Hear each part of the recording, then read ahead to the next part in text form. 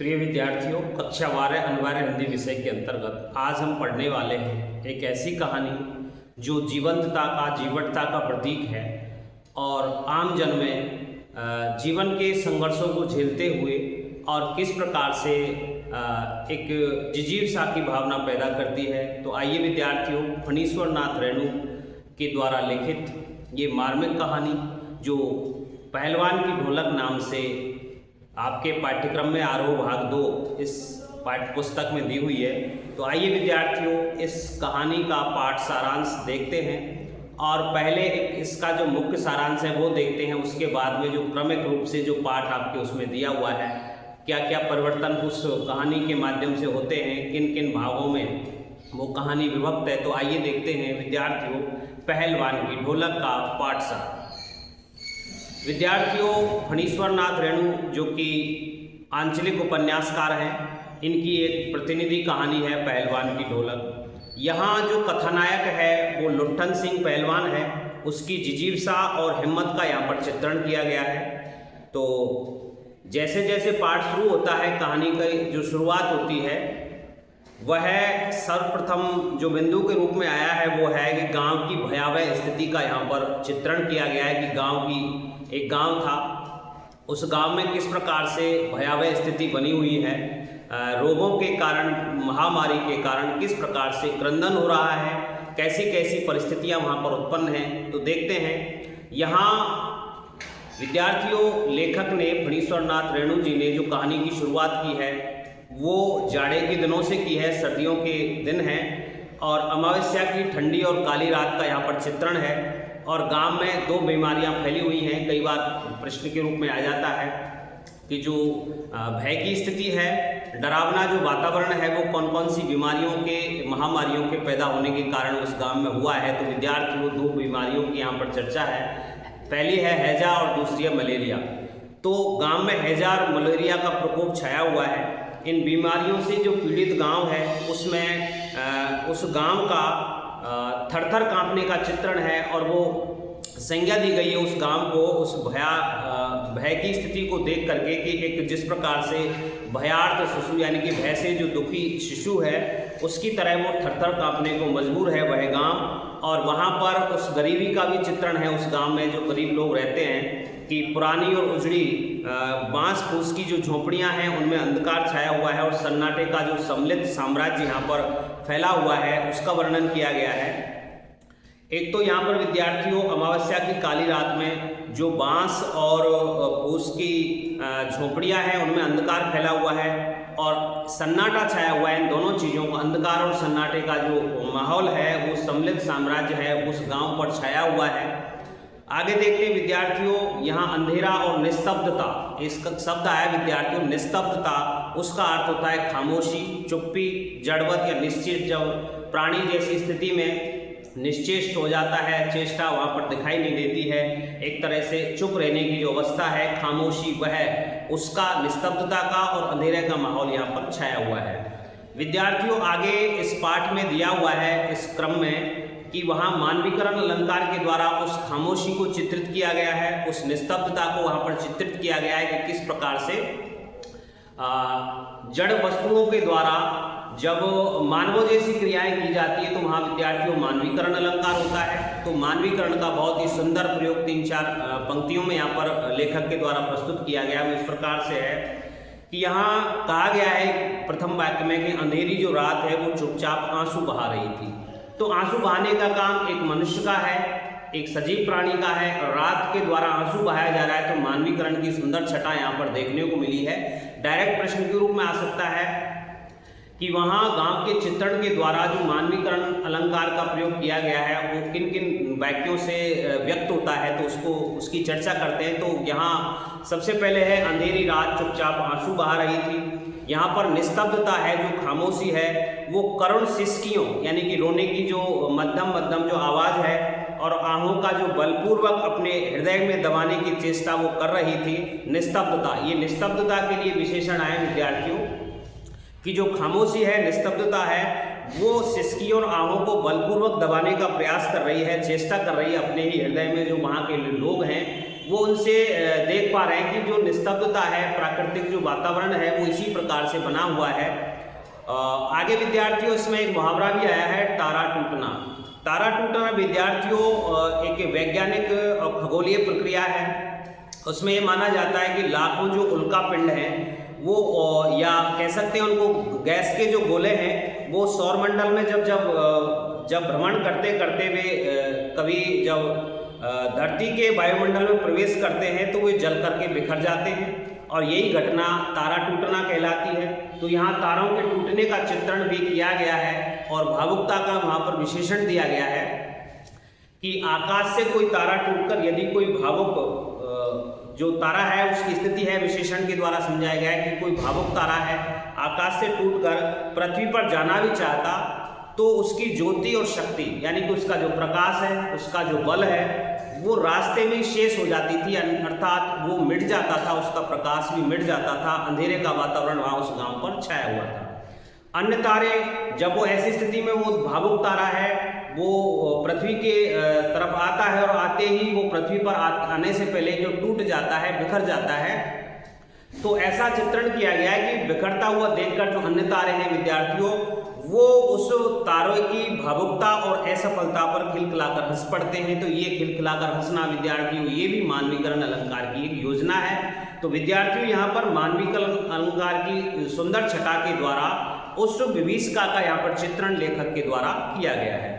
आगे विद्यार्थियों इस भयार्थ वातावरण में लेखक के द्वारा जो जंगली जानवर हैं और पक्षी हैं उनकी डरावनी आवाज़ों का चित्रण या क्रंदन यहाँ पर बताया गया है और इसमें वो वर्णन करते हुए लेखक कहते हैं कि यहाँ पर सियारों का क्रंदन है, अर्थात जो गीदड़ है उनका क्रंदन सुनाई दे रहा है, उनका विलाप सुनाई दे रहा है। पेचक की डरावनी आवाज़ यहाँ पर सुनाई दे रही है। पेचक कहते हैं उल्लू को, यानी कि पेचक की जो आवाज़ है वो भय उत्पन्न करने वाली है। इसी प्रकार से सियारों का क्रंदन है, पेचक यानी कि उल्लू की आवाज़ है। और यहाँ पर प्रमुख रूप से कुत्तों की स्थितियों का वर्णन किया गया है कि उस समय कुत्ते संध्या या गंभीर रात्रि को मिलकर के एक साथ रोने का काम करते हैं। तो ये तीनों ही चीज़ें विद्यार्थियों डरावनी हैं और ऐसी स्थिति में जब वातावरण को और विदारक दृश्य यहाँ पर प्रस्तुत करने में सहयोग करती हैं। तो सियारों का क्रंदन है, पेचक की डरावनी आवाज़ है और कुत्तों का मिलकर के रोना। इस प्रकार से उस गांव की जो भयातरता है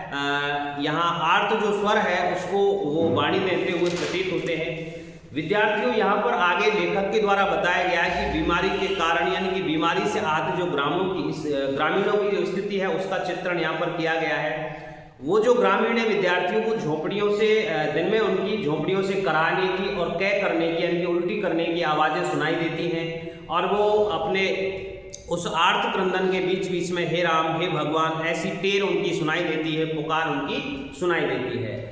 अब यहाँ पर जो बच्चे हैं बच्चों के कंठ से जो कंठ उनके बच्चों के बीमारी के सतत बीमारी के कारण महामारी के कारण उनके जो कंठ है वो निर्मल हो चुके हैं और वहाँ से माँ माँ कहने की जो पुकार है वो सुनाई दे रही है। अर्थात कहने का तात्पर्य है कि रात्रि की जो निस्तब्धता है उसमें इन सभी चीज़ों से कोई विशेष बाधा उत्पन्न नहीं हो रही है। तो यहाँ ऐसा चित्रण वहाँ पर किया गया है। अर्थात वो जो बीमारी से ग्रस्त व्यक्ति हैं बच्चे हैं वो कुछ ऐसा विशेष नहीं कर पाते ताकि जो रात्रि की जो विभीषिका है उस गांव की जो निस्तब्धता है वो भंग हो। अर्थात उनके बिल्कुल भी फर्क नहीं पड़ता है उन चीज़ों से, उनकी रोने की आवाज़ें भी धीरे हैं, कंठ निर्मल हो चुके हैं। तो ऐसी स्थितियों का वर्णन यहाँ पर किया गया है। एक विद्यार्थियों यहाँ पर बताया गया है कि कुत्ते की जो विशेष बुद्धि होती है उसका भी वर्णन लेखक के द्वारा किया गया है यहाँ पर।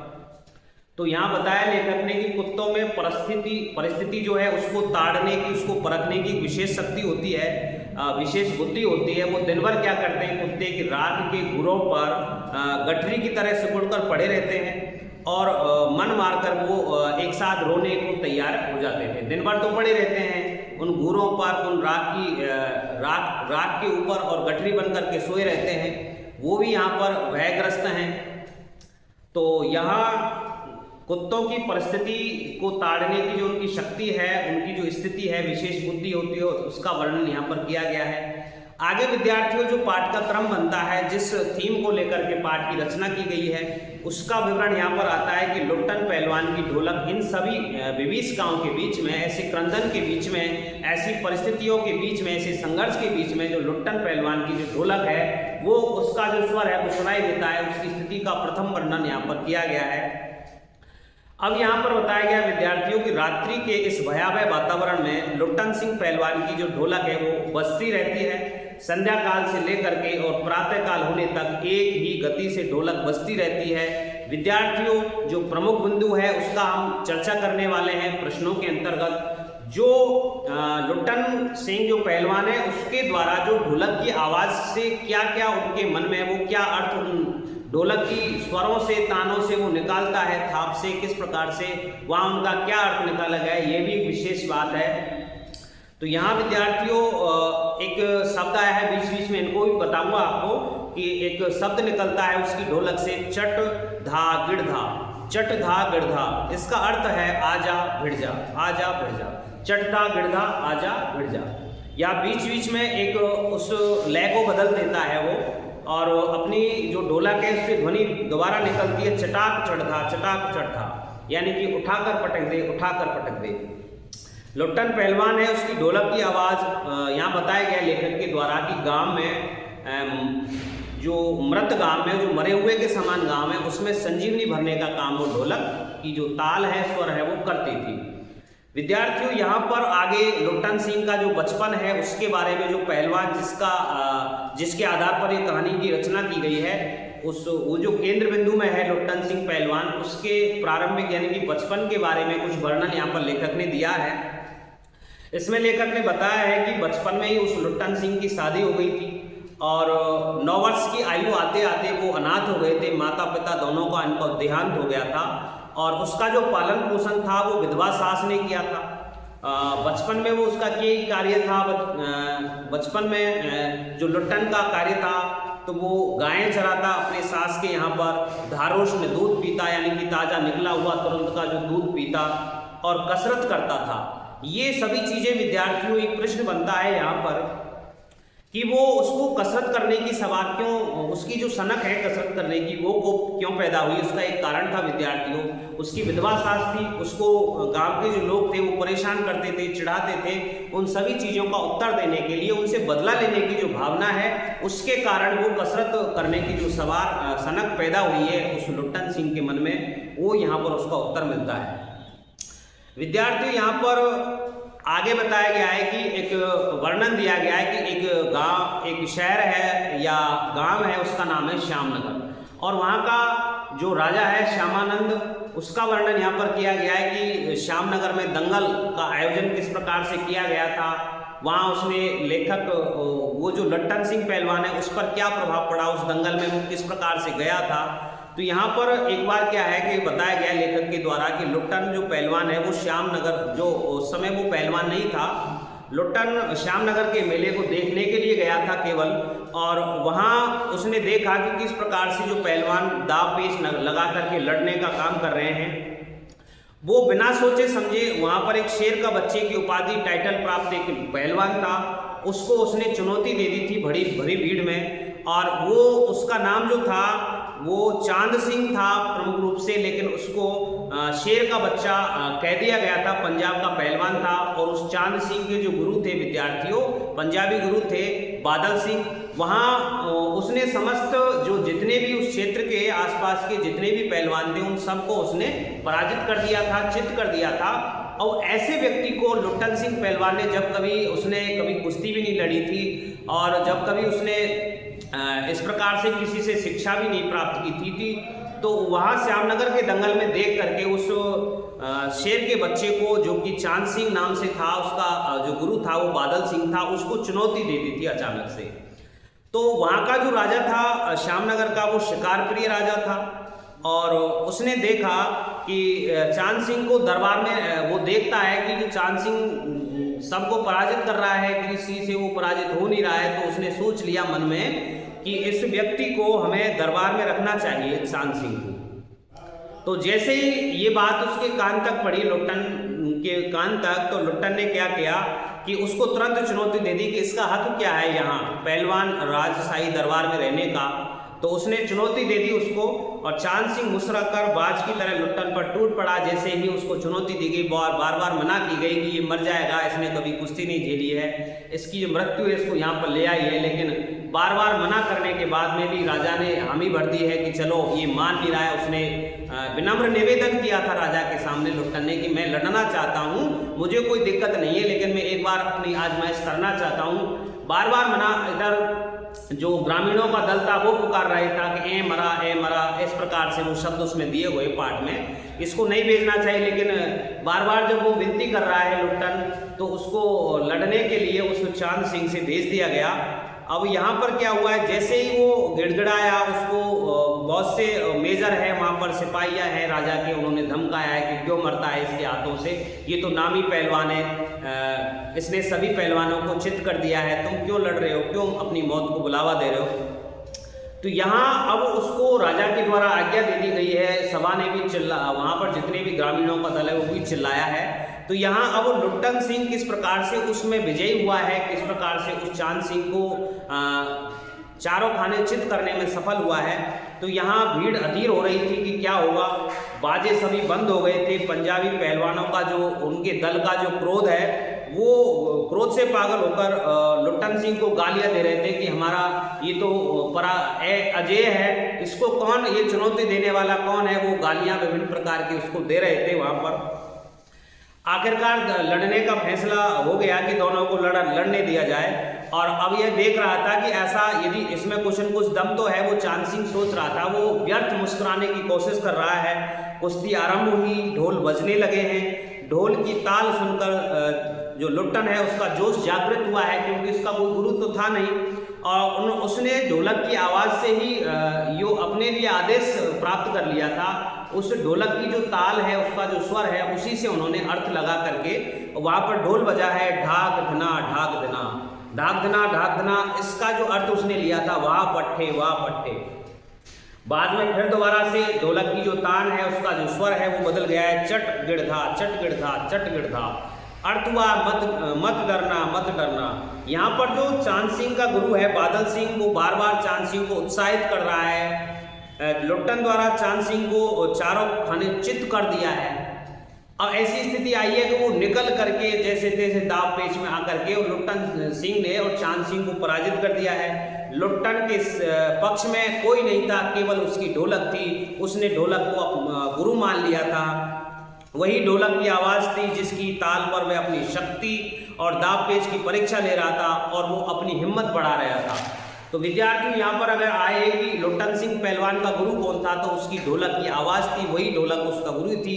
उसी से वो संघर्ष और जिजीविका की जो प्रेरणा है, लड़ने की प्रेरणा है, कुश्ती लड़ने की जो प्रेरणा है, उसी ढोलक से वो लिया करता था।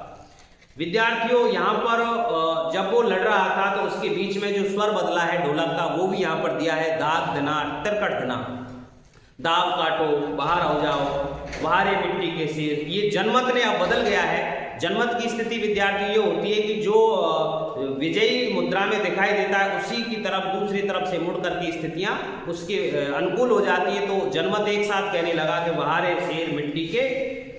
यहाँ विद्यार्थियों दर्शकों ने फिर बाद में जब जैसे ही उसको पराजित किया है लुट्टन सिंह पहलवान ने, चांद खान उसको, वो जो पंजाब का जो पहलवान था उसको जैसे ही उसने पराजित किया है चांद सिंह को, तो दर्शकों ने महावीर जी की जय, माँ दुर्गा की जयकार के लगाई है। आगे विद्यार्थियों लुट्टन सिंह जब जीत गया है उसके बाद में स्थिति क्या हुई है कि सर्वप्रथम वो जो लुट्टन सिंह है वो कहाँ गया है, बाजे वाले के पास गया है, क्योंकि जो प्रेरणा है वो बाजे की ताल से उसे मिली है कि जीतने के तुरंत बाद वो कहाँ गया है, बाजे वाले के पास दौड़ा है। ढोलों को उसने श्रद्धापूर्वक प्रणाम किया है। फिर वो राजा साहब से जाकर के लिपट गया है, उसको गोदी में उठा लिया है, और जो पूरा के पूरा लिपटने के कारण राजा साहब के जो कपड़े थे वो भी मलिन हो गए हैं। सिपाही ने उसको दुत्कारा है, लेकिन इसी के साथ में राजा भी प्रसन्न हुआ है। राजा ने उसके नाम के सामने, लुट्टन के नाम के सामने सिंह शब्द भी लगा दिया है। शाबाशी देकर हमेशा हमेशा के लिए अपने राज दरबार में रखने का उसने फैसला कर लिया है। विद्यार्थियों, यहाँ पर उस राज दरबार में जातिवाद की जो प्रथा है, जातिवाद की जो व्यवस्था है वो भी दिखाई दी है, क्योंकि वो मैनेजर क्या था, वहाँ का राजा का जो मैनेजर था वो क्षत्रिय था। वहाँ जो राज पंडित बैठे हुए थे वो भी, उन्होंने भी मुंह बिचकाया है कि निम्न जाति का जो लुट्टन है उसको सिंग लगाया है और अपनी ओर इसने अपने राज दरबार में लगने का राज पहलवान के रूप में स्वीकार कर लिया है। तो उन्होंने विरोध किया। राजा ने केवल लुट्टन के पक्ष में ये कहा कि इसने क्षत्रिय का ही काम किया है, ये क्षत्रिय तो नहीं है जाति से, लेकिन काम इसने क्षत्रिय का किया है। लुट्टन, तुमने मिट्टी की लाज रख ली, ऐसा चित्रण है जो राजा के मुख से रेणु जी ने निकलवाया है। विद्यार्थियों, राज दरबार में लुट्टन के 15 वर्ष किस प्रकार से निकले थे, तो वहाँ राजा के द्वारा पौष्टिक भोजन की व्यवस्था, व्यायाम की व्यवस्था और राजा की जो स्नेह दृष्टि है उस पर रही थी 15 वर्ष। वर्ष भर में सभी पहलवानों को मिट्टी सुंघाकर, यानी कि चारों खाने चित करके, मिट्टी सुंघाना, हरा देना, चारों खाने चित करना, तो वो आसमान दिखा दिया। मिट्टी सुंघाकर आसमान दिखाने की साल भर में ही जब उसको पौष्टिक भोजन मिलने लगा, व्यायाम की व्यवस्था होने लगी और राजा की जो स्नेह दृष्टि है वो उस पर थी, तो उसने सभी नामी पहलवानों को 1 वर्ष के भीतर ही हरा दिया था। विद्यार्थियों, आगे चल के एक और पहलवान की यहाँ पर बात आई है जो पृष्ठ का रूप ले सकती है कि ऐसी उक्ति किस पहलवान के बारे में प्रचलित थी। तो विद्यार्थियों, यहाँ पर नाम आया है काला खां। काला खां पहलवान है। पहले था चांद सिंह, यहाँ पर आया विद्यार्थियों आगे काला खां, जिसके बारे में एक बात मशहूर थी कि वह जो काला खां था वो जैसे ही लंगोट लगाकर आली ऐसा कहकर, ऐसा शब्द कहकर के प्रतिद्वंदी पर जब टूटता था तो प्रतिद्वंदी जो पहलवान है उसको लकवा मार जाता था। ऐसी स्थितियों का ऐसा अतिशयोक्तिपूर्ण जो चित्रण है वो काला खां के बारे में मशहूर था। लुट्टन ने इसे भी हराकर लोगों का भ्रम दूर कर दिया। इसके बाद वह राज दरबार का केवल दर्शनीय जीव रह गया, उससे लड़ने भिड़ने को अब आता नहीं था। वो केवल उसकी जो पौष्टिक भोजन है, व्यायाम की स्थिति है वो चलती रही, केवल दर्शनीय जीव उस राज दरबार का वो हो गया था। अब वो उस स्थिति का वर्णन यहाँ पर किया गया है कि जब लुट्टन सिंह विभिन्न मेलों में जब जाता था तो उसकी जो बुद्धि थी वो बालकों जैसी किस प्रकार से वो हरकत किया करता था, उसका वर्णन भी लेखक के द्वारा किया गया है। घुटने तक लंबा चोगा पहनकर वो मेलों में जाता था। अस्त व्यस्त उसकी पगड़ी होती थी बंधी हुई, मत वाले हाथी की तरह वह चलता था। दुकानदार उससे चहल करते थे, यानी कि मजाक करते थे। हलवाई उसे बुलाता था कि रसगुल्ला खा लो, तो लुट्टन इस संदर्भ में कहता था कि अरे तनी मनी का है, यानी कि मेरे पास तो पैसे नहीं है, ले आओ 1.5 सेर, ले आओ 1.5 सेर, यानी कि 1.5 किलो में खा जाऊंगा। अब 2 किलो रसगुल्ला उदरस्त करके, यानी कि पेट में दबा करके, और 8-10 पान की गिलोरी मुंह में, और उस पान के कारण, उस पीक के कारण, और यहाँ लाल ठुड्डी पर जो रंग लगा रहता था उससे करके वो मेले में घूमता रहता। अबरक का चश्मा लगाता, हाथ में खिलौना नचाता हुआ, मुंह में पीतल की जो सीटी है वो बजाता हुआ वो मेले में घूमा करता था। वहाँ ये स्थितियाँ हुई हैं कि उसका कारण लेखक ने बताया है कि शरीर के बल में वृद्धि के साथ साथ शरीर का बल बढ़ा है, उसकी वृद्धि हुई है, उसके साथ साथ हुआ क्या है, इसके विपरीत में बुद्धि घट करके बच्चों के समान हो गई है। विद्यार्थियों, 15 वर्ष बाद क्या हुआ है कि दंगल में अपने दोनों पुत्रों को लेकर के वो उतरने लगा था। पहलवान की अब सास मर गई थी।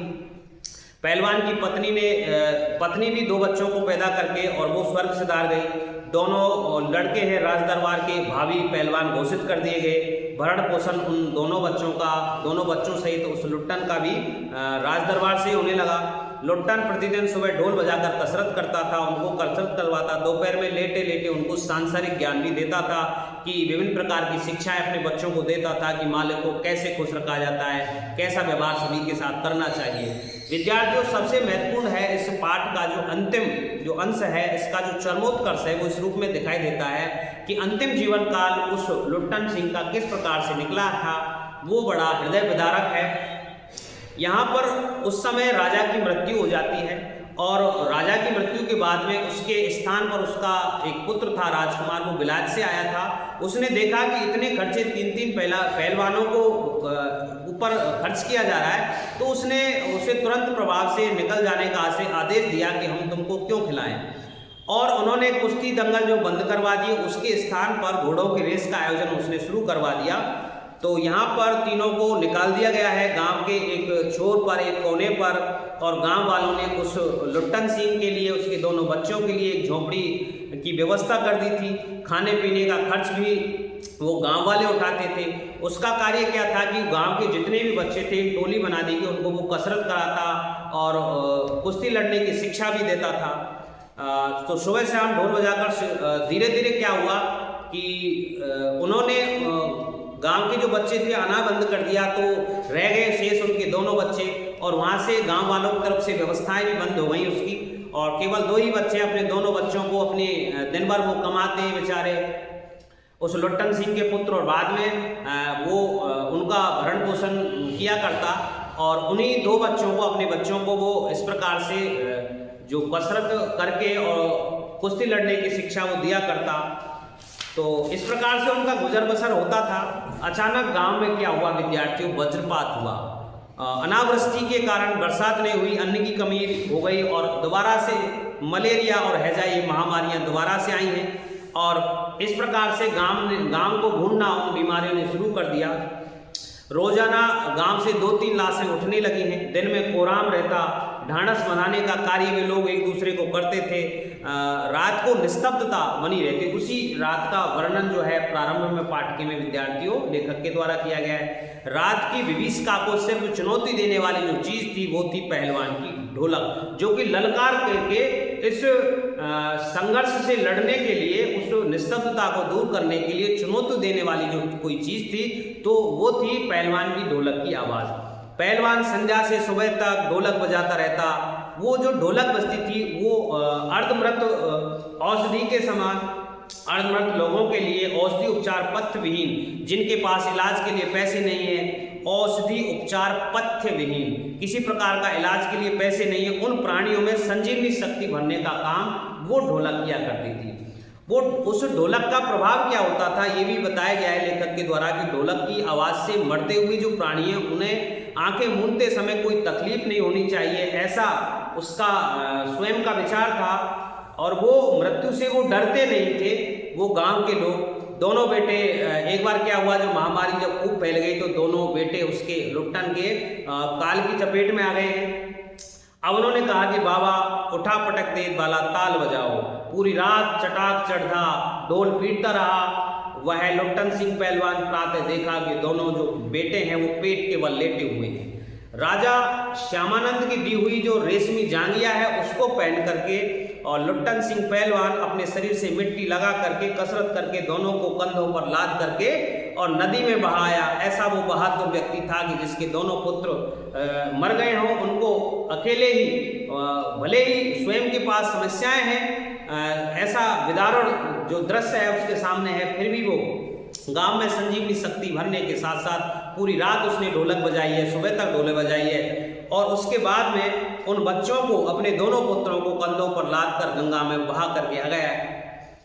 इस प्रकार से देखा कि रात को फिर ढोलक बजी है, लोगों की हिम्मत और दुगनी हो गई है। वो कहने लगे कि इस व्यक्ति का तो 1.5 हाथ का कलेजा है, अपने पुत्रों को मरने के बाद में भी इसकी स्थिति में कोई परिवर्तन नहीं आया है। 4-5 दिन बाद जब रात को ढोलक नहीं बजी तब तो जाकर देखा कि पहलवान की जो लाश है वो चित पड़ी हुई है। एक शिष्य ने, एक रोड शिष्य जो था वो अचानक से वहां आया। उसने कहा कि गुरुजी कहा करते थे कि जब मैं मरूं तो चिता पर मुझे चित नहीं पेट के बल सुलाना, अर्थात मैं जीवन में कभी भी चित नहीं हुआ। तो उसके कहने के अनुसार उस लुट्टन सिंह पहलवान को और चिता सुलगाते समय ढोल भी बजा देना, ऐसा भी दोनों कार्य उसकी इच्छा के अनुसार कर दिए गए गांव वालों के द्वारा। तो प्रिय विद्यार्थियों, ये था पहलवान की ढोलक कहानी का जो सारांश, जिसमें उस लुट्टन सिंह पहलवान की जिजीरसा और संघर्ष से लड़ने की जो शक्ति है वो किस प्रकार से आम लोगों को शिक्षा देने का काम करती है। तो प्रिय विद्यार्थियों, हिंदी परिवार की इस ऑनलाइन पाठशाला में आगे हम अगले वीडियो के साथ इसी पाठ के पहलवान की ढोलक नामक कहानी के प्रश्नों को लेकर के प्रश्न पर चर्चा होगी। अगला वीडियो लेकर के पुनः हाजिर होते हैं। आप इस हिंदी परिवार की ऑनलाइन पाठशाला को आगे से आगे शेयर करें और चैनल को सब्सक्राइब करने में मदद करें। मिलते हैं अगले वीडियो के साथ, तब तक के लिए धन्यवाद।